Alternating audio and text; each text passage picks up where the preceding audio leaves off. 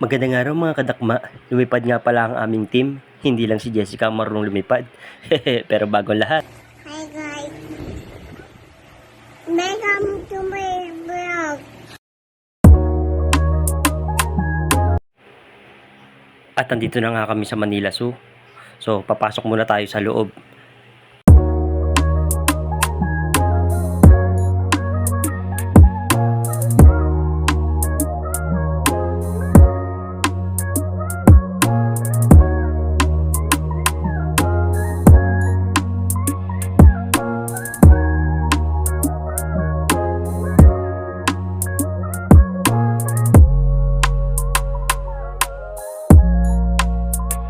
Kasama nga namin si Ma'am Pen, si Sergio, si Sir Ida, at si Joko na talaga namang napakasaya nung araw na to. Wala siyang mapaglagayan ng saya dahil may baon siyang isang box ng sesto. Ayan no, kitang-kita, di ba? At kasama rin namin ang aming masipag na driver na si Sir Pardis. At inaantay nga natin na lumabas si Sir Dave at si Sir Henry. Yun nga pala, at sila nga pala ang veterinaryo dito sa Manila Zoo.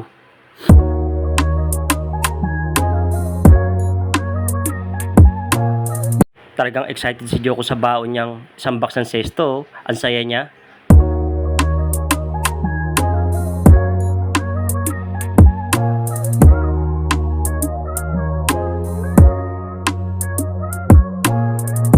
Dumating na nga si Doc Henry, isa sa veterinaryo nila, at kin-coordinate kagad natin. Mamaya, pupuntahan natin kung saan kulungan nakalagay yung mga unggoy. Samahan nyo kami.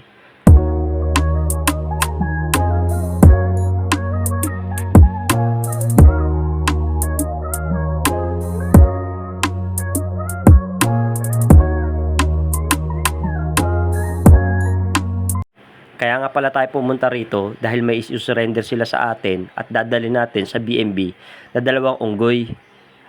Mali, 3 pala. Kasi 2 babae at 1 lalaki. Pinahuli nga pala sa kanila yon at sila ang natawagan. So agad naman nilang inaksyonan at agad naman silang nakipag-coordinate sa atin para tayo ang magdala sa BMB. Hindi nga pala kasama si Joko dun sa mga unggoy Eto, at malapit na tayo dun sa cage na pinaglalagyan sa kanila.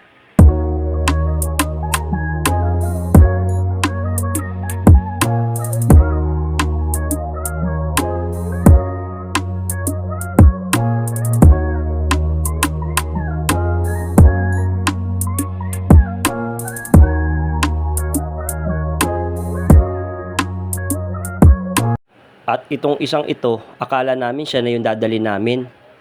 Si Coco nga pala, pinsan ni Joko.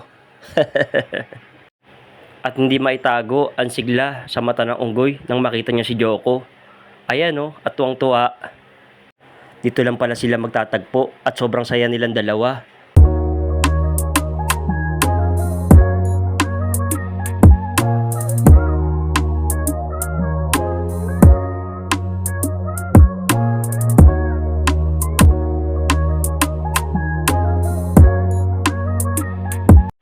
At hanggang ngayon ay naaalala pa rin ni Joko ang lahat ng pangyayari at kanilang pagtatagpo. Eto nga at naglakad ulit tayo. Kasi sa kabilang side pala nakalagay yung mga unggoy. Ayan at nilabas na. Buhat-buhat nga pala yung unggoy ng kanilang mga animal keeper dito sa Manila Zoo. Isasakay na natin sa likod ng truck at talagang isi-secured. Tatakpan din natin na sa ganon ay hindi sila mainitan. Ayan, at tinatali na ni Sir Perdis ang ating driver na talaga namang napakasipag at talagang sinisecure niya na hindi gagalaw yung mga cage habang aandar yung truck mamaya papunta sa BNB.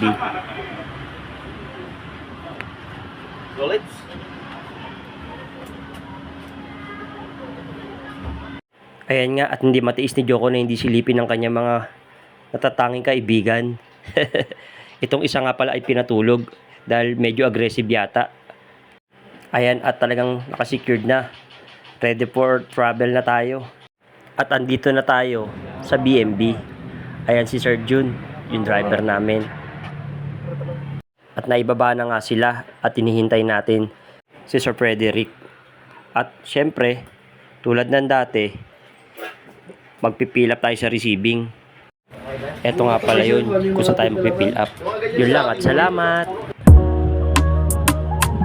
Bye mga kadakma. Ingat